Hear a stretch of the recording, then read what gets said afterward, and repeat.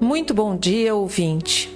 Produzido nos estúdios da Web Rádio Meimei, este programa está sendo retransmitido pela Web Rádio Nova Alternativa e pela FM Nova Alternativa. São 11 horas e 24 minutos em Garça. Hoje é domingo, 7 de setembro, 203 anos da independência do Brasil.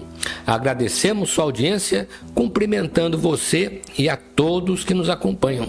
Você pode assistir Saúde, Espiritualidade Você, Momento Espírita e Perspectiva com imagem e áudio no aplicativo da Rádio Meimei, no YouTube, no Facebook, com celular, smartphone, tablet.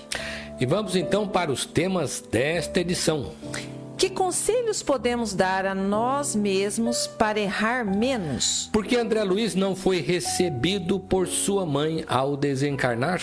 Que relação pode existir entre espiritismo e ciência? Qual o papel do cérebro nas lembranças de vidas passadas? A atuação de espíritos obsessores em vícios e pornografia. Qual a importância da família segundo o espiritismo? Lar Meimei promove a segunda noite napolitana, dia 20 de setembro.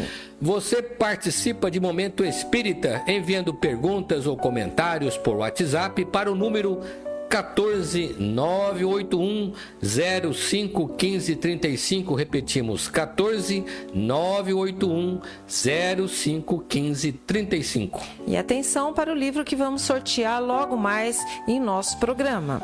Os Sinos Tocam, obra mediúnica de autoria do espírito Eric, recebida pela médium Célia Xavier de Camargo, editora Boa Nova. O cenário em que se desenrola o enredo é da França, século XVI, quando ocorreu um dos episódios mais tristes e impactantes da história, a Noite de São Bartolomeu. Se você quer ganhar este livro, mande um WhatsApp agora mesmo para o número 14 981 05 15 35, dizendo que você quer ganhar o livro. Equipe desta edição, controle técnico e assistência técnica Augusto Tavares, Cláudio para atender aos chamados dos ouvintes e a apresentação de Sônia Marra e Marco Antônio.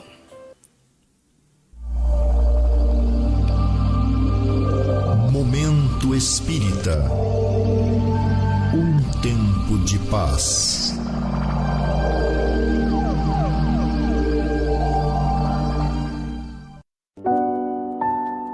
Prezado ouvinte.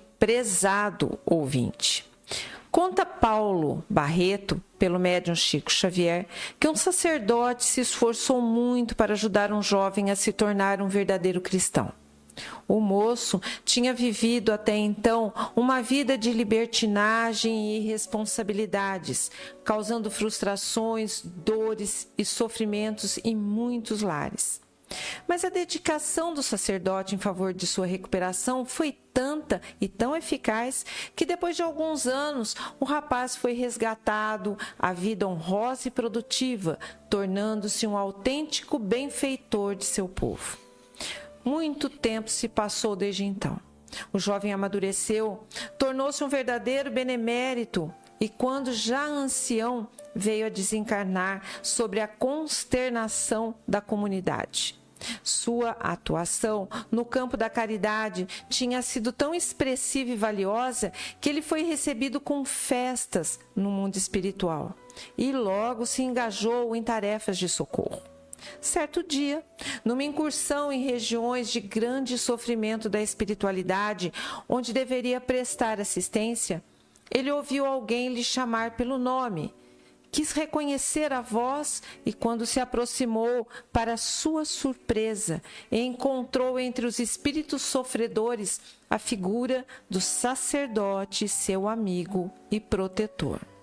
Não é tão difícil ensinar o caminho do bem, caro ouvinte, mas difícil mesmo é percorrê-lo, ou seja, colocar em prática aquilo que se ensina. Daí a conhecida frase: falar é fácil, difícil é fazer. É por isso que, na maioria das vezes, somos bons faladores e péssimos executores. Quando lemos os evangelhos, encontramos ali preciosos ensinamentos que Jesus nos deixou. Imaginamos que ele permaneceu falando o tempo todo. Mas não é verdade. Jesus não era um mero discursador. Acima de tudo, era um homem de ação. Acontece que tudo quanto pôde ensinar em 3 anos de apostolado, os discípulos sintetizaram em alguns discursos e parábolas. Entretanto, lendo os evangelhos, quase sempre vemos Jesus agindo. Poucas vezes ele parou para apenas discursar.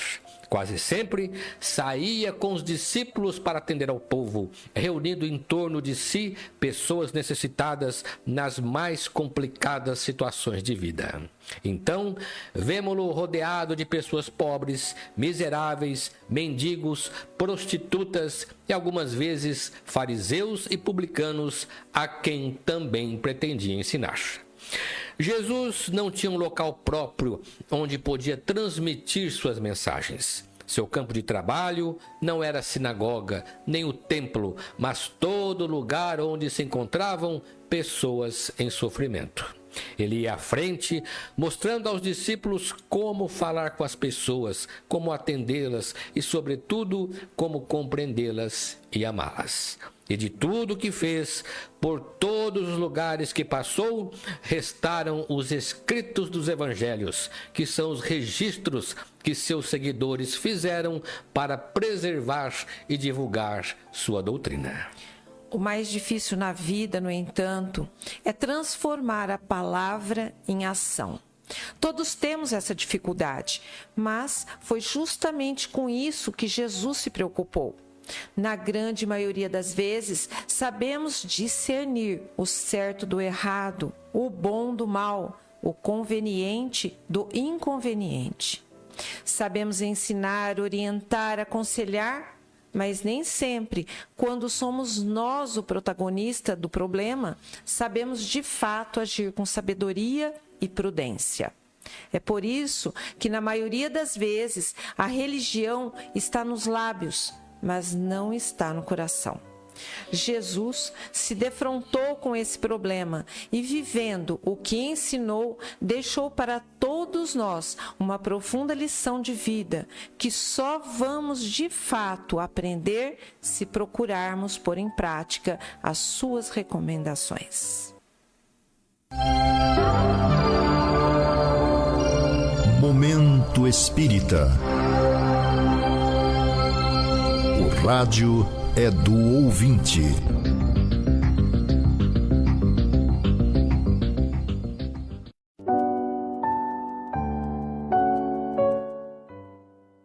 Vamos para a primeira participação de hoje. Vem da nossa ouvinte Valéria Silvério, residente em Garça. Ela diz que assistiu ao filme Nosso Lar. Quando André Luiz morre no centro cirúrgico, diz a ouvinte, a mãe dele estava lá. Ele morre e vai para um umbral. Pergunto, se quando a pessoa falece e algum familiar vem e a resgata, por que André Luiz foi para o umbral? E quando ele foi para o hospital, não havia nenhum conhecido cuidando dele? A mãe ou um conhecido dele não poderia cuidar dele no hospital? Prezada ouvinte, não nos consta que a mãe de André Luiz estivesse presente no momento da desencarnação do filho. Pelo menos, o livro Nosso Lar não diz isso. Mas é bom observar que o caso de André Luiz foi diferente do caso do personagem Dimas, do livro Obreiros da Vida Eterna. No caso de Dimas, que estava tendo problemas na desencarnação, a mãe veio em seu auxílio. Por que essa diferença, então? Você perguntaria. É que Dimas, um simples operário, além do conhecimento espírita, ele tinha se dedicado à caridade e, portanto, espiritualmente estava numa condição bem melhor que a de André Luiz. O primeiro contato que a mãe de André Luiz teve com o filho aconteceu quando ele, em Nosso Lar, já tinha deixado o hospital de lá e estava procurando se integrar naquela colônia espiritual. A mãe de André, naquela ocasião, já era um espírito numa condição muito mais elevada que a do filho. Por tal razão, ela mesma não pôde socorrê-lo, nem na sua desencarnação e nem no umbral. Conforme lemos no livro Nosso Lar, ela precisou recorrer aos serviços de Clarencio, que com sua equipe foi resgatá-lo daquela condição de sofrimento. Mais tarde, para vir ao encontro de André Luiz, que já se encontrava em Nosso Lar, sua mãe precisou descer da condição espiritual em que se encontrava e se materializar, inclusive para poder ser vista pelo filho. Foi nessa ocasião em que ela se referiu ao marido, pai de André Luiz, que se encontrava numa região de muito sofrimento. Nisso tudo, caro ouvinte, você vai perceber que no mundo espiritual, os espíritos estão em diferentes níveis de desenvolvimento e o que acontece para cada um depende do seu grau de elevação. Por isso, nem sempre é possível a quem está desencarnando perceber ou encontrar familiares ou amigos logo após a desencarnação. Mas reencontrar familiares ou amigos na sua passagem é mais comum do que imaginamos. De uma maneira geral, ninguém fica totalmente desamparado. Certamente os espíritos que vêm ao nosso encontro quando estamos deixando a vida terrena são os que estão mais próximos de nós na escala evolutiva. Ou, num caso de merecimento, espíritos que se preparam para descer ao nosso nível. Seria interessante que você lesse o livro Nosso Lar e, para saber mais sobre o momento da desencarnação, o livro Obreiros da Vida Eterna. E atenção, daqui a pouco estaremos sorteando o romance Os Sinos Tocam, obra mediúnica de autoria do espírito Eric, recebido pela médium Célia Xavier de Camargo, editora Boa Nova. Se você quer ganhar esse livro, mande um WhatsApp agora mesmo para o número 14981051535, repetindo para você, 14981051535, dizendo que quer ganhar o livro. Em seguida, temos outra questão proposta pela nossa habitual ouvinte da cidade de Vera Cruz, que diz o seguinte: afirma Allan Kardec na introdução ao Livro dos Espíritos: as ciências vulgares são incompetentes para se pronunciar na questão do espiritismo. Não tem que se ocupar com isso, e seu julgamento, qualquer que seja, favorável ou não, não poderia ter nenhuma importância. Com efeito, o espiritismo está baseado inteiramente na existência da alma e seu estado depois da morte. Vede, pois, que o espiritismo não é da alçada da ciência. No segundo texto, no livro A Gênese, Kardec diz: o espiritismo, caminhando com o progresso, não será jamais ultrapassado, porque se novas descobertas demonstrarem que ele está em erro sobre um ponto, se uma nova verdade se revela, ele a aceita. Minha dúvida, diz o ouvinte, é a seguinte: o texto de A Gênese, que defende a aceitação do progresso científico, não refuta a frase de Allan Kardec do Livro dos Espíritos de que o espiritismo não é da alçada da ciência? Como podemos entender essa aparente contradição? Caro ouvinte, vemos que Allan Kardec escreveu esses textos em dois momentos. Logo, na primeira obra, o Livro dos Espíritos, lançado em 1857, e mais tarde, em 1868, ou seja, 11 anos depois, quando demonstrou ter adquirido uma visão bem ampla e profunda do caráter e do papel da doutrina espírita. Tudo leva a crer que, logo que o espiritismo foi lançado, mexendo com os brios de cientistas materialistas radicais, a refutação à doutrina foi pronta e violenta, o que levou Kardec a uma postura mais intransigente quanto à relação entre o espiritismo e a ciência. Naquele primeiro momento, dizendo que o espiritismo não era da alçada da ciência, deixou claro que a ciência da época, nas mãos de cientistas materialistas e preconceituosos, não reunia elementos suficientes para tratar de temas espíritas, especialmente o da vida após a morte e da reencarnação. Aliás, nós sabemos que foi em consequência do trabalho de Allan Kardec, que, logo em seguida, meados do século XIX, surgiram homens de ciência dispostos a trazer para o seu campo de pesquisa até mesmo os fenômenos espíritas. O tema alma ou espírito nunca tinha sido tratado fora dos campos religiosos e filosóficos, razão pela qual os cientistas temiam que a fé religiosa e passiva contaminasse a ciência. Até então, experimentalmente, nada se conhecia a respeito. Em 1865, o naturalista inglês Alfred Russel Wallace, um dos criadores da teoria da evolução ao lado de Charles Darwin, já defendia a existência dos espíritos. Wallace, que estivera por algum tempo na Malásia observando a natureza, passou a fazer pesquisas sobre fenômenos espíritas de efeitos físicos, como materialização. No ano seguinte, em 1866, ele publicou um livro que, traduzido para o português, tem como título O Aspecto Científico do Sobrenatural. Infelizmente, o preconceito fala mais alto e o Wallace pagou caro pela sua ousadia. Foi impiedosamente rechaçado da comunidade científica e acabou marginalizado por discordar do materialismo. Como consequência, perdeu seu lugar entre os mais prestigiados cientistas da época. Até hoje, existe o entendimento de que o verdadeiro autor da teoria da evolução foi Wallace e não Darwin. Mas foi pelo fato de Wallace se interessar pelo espiritismo, ele acabou propositadamente esquecido. Quando Allan Kardec escreveu a Gênese, portanto, muita coisa havia acontecido nessa relação ciência-espiritismo, e Kardec sentia a importância de manter o espiritismo ao lado da ciência, como campos paralelos de estudo, uma vez que a ciência não aceitava a fé cega, exigindo provas para proclamar a verdade. De fato, a ciência passou por várias fases e seu próprio conceito veio mudando com o tempo, com a adesão das ciências humanas. Porém, embora muitas tentativas por parte de cientistas espiritualistas, a ciência experimental continua incapaz de responder a questões fundamentais sobre a natureza do pensamento e a consciência humana. Se o ouvinte quiser saber mais a respeito, pode consultar o livro Ciência da Vida Após a Morte, obra de autores diversos, recentemente traduzida para o português da editora Ampla.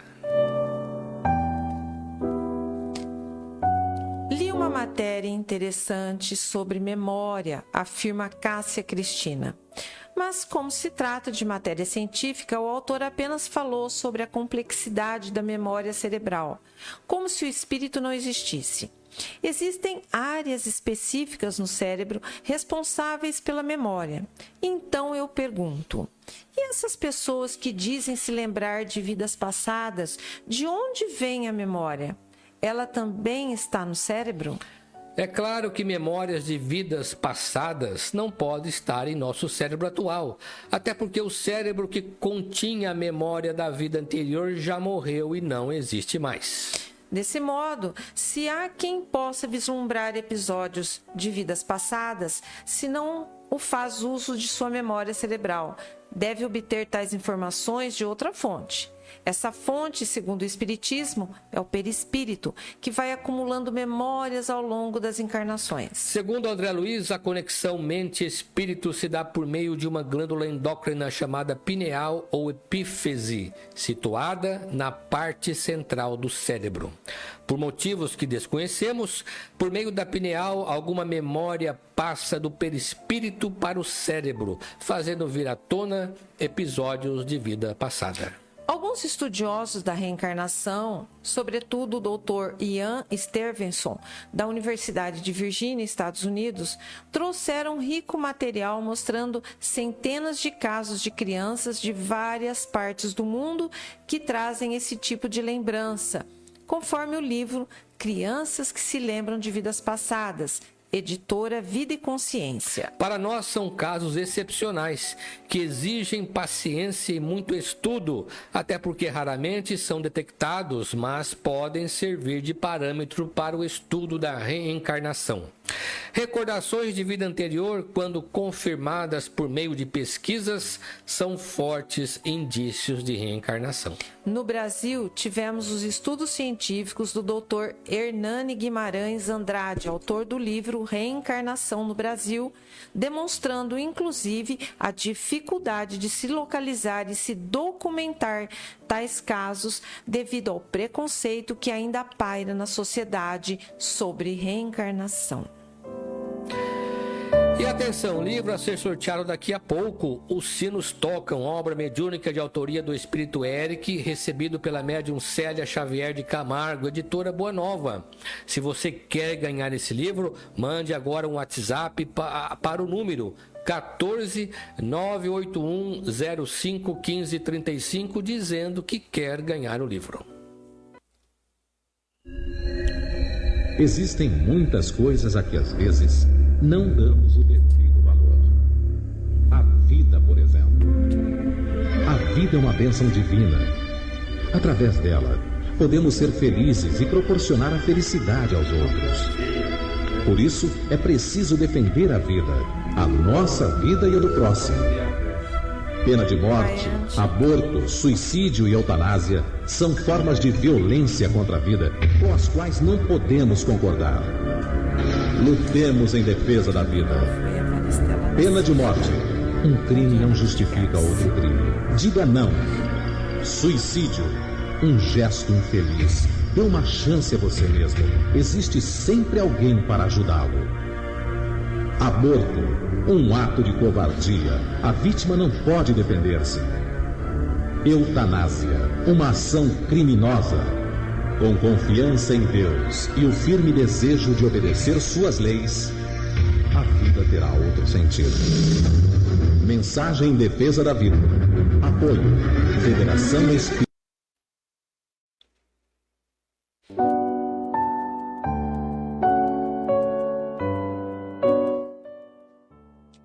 Neste mês de agosto, o Clube do Livro Espírita de Garça está entregando aos seus associados mais uma novidade do mercado de livros espíritas, que anunciaremos no próximo programa. Para receber o livro, basta você se associar ao clube por apenas R$ 27,00 ao mês, ligando ou passando um WhatsApp para a Sônia Marra no 14 996 69 50 08 ou enviando um e-mail para o seguinte endereço: Clube do Livro, @caminhodedamasco.org, dando nome e endereço para entrega. E neste mês o clube estará entregando aos associados o romance mediúnico Nos Olivais do Bem, pelo Espírito Mário, psicografado por Rony Ricardo Osório Maia, da editora M. As atividades de evangelização infanto-juvenil acontecem domingo a partir das 9h45 no Lar Meimei. Às 10 horas temos a reunião dos jovens para discussão de temas atuais à luz da doutrina e uma roda de conversa de adultos sobre doutrina espírita. O brechó do Lar Meimei abre toda sexta-feira a partir das 13 horas e a entrada é pela rua 7 de setembro. No Caminho de Damasco temos grupos de estudo às segundas, quintas e sextas-feiras às 20 horas e nas terças-feiras às 19h30, abertos ao público. Você pode participar. Na segunda, sobre o Livro dos Espíritos. Na quinta, o Evangelho segundo o Espiritismo. Na sexta, leitura e comentários das obras de André Luiz. Atualmente, estamos lendo No Mundo Maior, sempre às 20 horas para quem quiser participar. Na terça-feira, com início às 19h30, temos o grupo de leitura do livro Paulo Estevam, autoria de Emmanuel, psicografia de Francisco Cândido Xavier, para quem se interessar. No site do Centro Espírita Caminho de Damasco, você vai obter uma série de informações sobre o centro e sobre o Espiritismo. Acessando o link www.caminhodedamasco.org, você vai encontrar todo o material informativo sobre o centro e suas atividades. No menu, você encontrará, entre outras matérias, as gravações das edições anteriores de Momento Espírita. Encontrará também informações sobre o Clube do Livro, videopalestras de temas variados, bem como mensagens espíritas em card e em áudio. E atenção, o Lar Meimei estará promovendo e pede a sua colaboração para participar da segunda noite napolitana, dia 20 de setembro, às 20 horas, no Grêmio Teatral Leopoldo Frois, com finalidade beneficente. Os interessados devem adquirir o ingresso no Lar Meimei, pelo telefone 34710604 ou nos centros espíritas da cidade.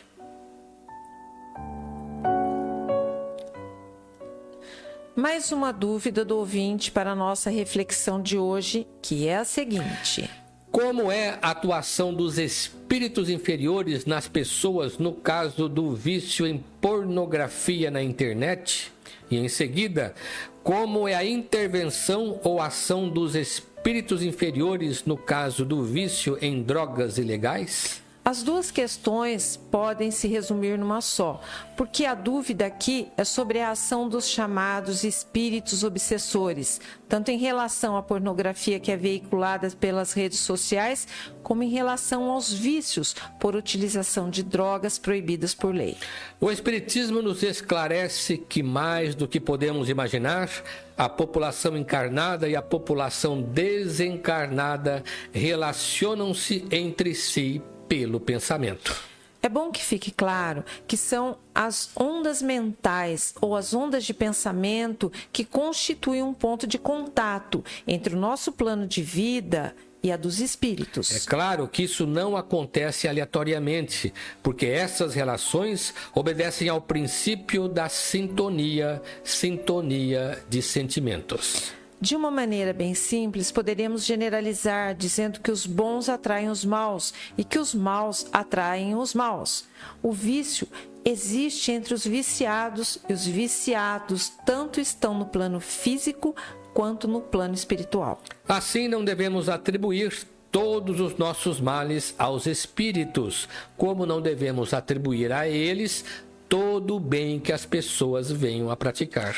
Os desencarnados viciados no sexo devem se aproximar das pessoas que têm essa mesma tendência, porque elas oferecem campo mental com que se identificam. Desse modo, não é difícil concluir que tanto os viciados em pornografia quanto os dependentes de drogas certamente recebem influência espiritual negativa que vem reforçar seu comportamento, mas a causa principal que os leva a tal condição está neles mesmos. Como dissemos, os espíritos desencarnados dificilmente criam novas disposições em nós, principalmente se essas disposições forem negativas, mas frequentemente eles aproveitam para reforçar em nós as nossas próprias disposições ou tendências positivas ou negativas. No fundo, o que queremos dizer que essa relação encarnados-desencarnados não é uma relação mágica ou misteriosa.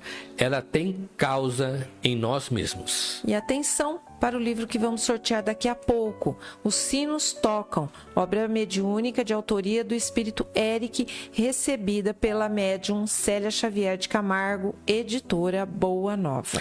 E se você quer ganhar esse livro, mande um WhatsApp para agora mesmo para o número 14 981 05 15 35 dizendo que quer ganhar o livro. Momento Espírita. Mensagem para a nova era.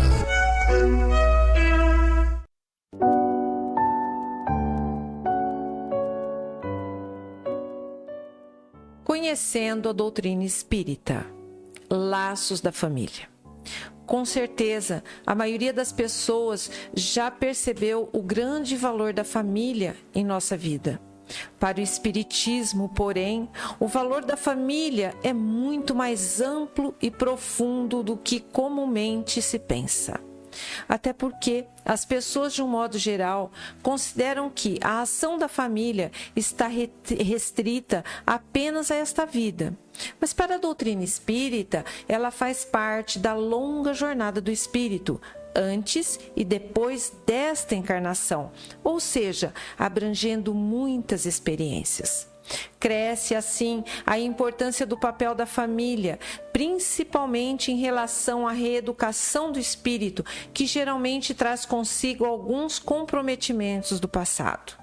Daí, a importância da educação, que na verdade é uma reeducação, sobretudo, da educação da infância. É na infância que pais ou responsáveis devem concentrar mais seus esforços no sentido de alinhar a conduta dos filhos aos ideais superiores da vida. Quando uma criança vem ao lar, os pais precisam saber que estão assumindo uma responsabilidade diante das leis da vida em relação a esse espírito que necessita de seus cuidados. Logo, essa criança deve ser acolhida com amor e carinho. A missão dos pais é a missão mais importante do mundo. Para isso, eles precisam tomar consciência de que educar não é somente estabelecer regras ou limites, mas é sobretudo amar, procurando dar o exemplo de vida através de suas próprias atitudes e comportamento. A criança que chega em nossa casa já pode ter laços familiares do passado conosco e, nesse caso, está retornando em circunstância diferente para uma nova convivência. Uma nova oportunidade para ela e para seus responsáveis. É por isso que o Espiritismo fala em laços espirituais, porque estes laços são mais profundos que os laços sanguíneos. Aliás, os casos de adoção hoje muito comuns geralmente apontam para a volta de um espírito à família por via indireta. Muitas vezes, a forma pela qual ele retorna ao convívio com aqueles com quem já estiveram em encarnações passadas.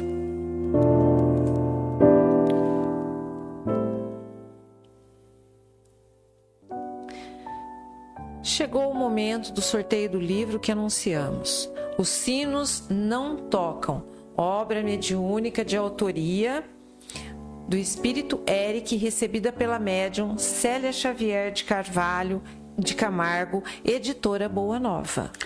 E atenção que o livro sai para nosso ouvinte Maristela Nassif Molina, a querida Telinha Nassif. Nossos parabéns, obrigado pela sua participação, e você pode retirar o seu livro durante a semana, no horário comercial, na Loja Leves, ali na rua Minas Gerais, 148. Agradecemos a sua amável audiência e atenção. Se você permanecer na Rádio Meimei, vai assistir na sequência o programa Perspectiva, comentários de Sônia e Mares, sobre temas atuais sob a ótica espírita. E ao final desta edição, o Momento Espírita deseja a você e a todos saúde e paz. E para encerrar, vamos ouvir uma mensagem espiritual na voz de Chico Xavier.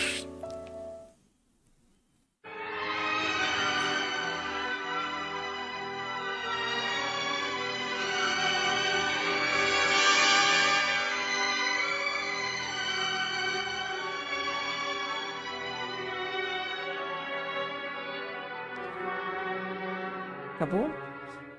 Um momento antes de negar-se aos apelos da caridade, medite um momento nas aflições dos outros.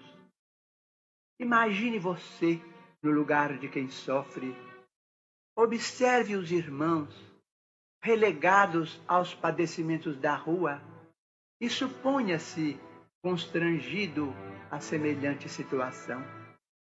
Repare o doente desamparado e considere que amanhã provavelmente seremos nós candidatos ao socorro na via pública. Examine o ancião fatigado e reflita que se a desencarnação não chegar em breve, não escapará você da velhice. Contemple as crianças necessitadas, lembrando os próprios filhinhos. Quando a ambulância deslize, rente ao seu passo, conduzindo o enfermo anônimo, pondere que talvez um parente nosso, extremamente querido, se encontre a gemer dentro dela. Escute pacientemente os companheiros entregues à sombra do grande infortúnio e recorde que em futuro próximo é possível estejamos na travessia das mesmas dificuldades. Fite a multidão dos ignorantes e dos fracos, cansados e infelizes, julgando-se entre eles, e mentalize a gratidão que você sentiria perante a migalha de amor que alguém lhe ofertasse. Pense um momento em tudo isso e você reconhecerá que a caridade para nós todos é simples obrigação.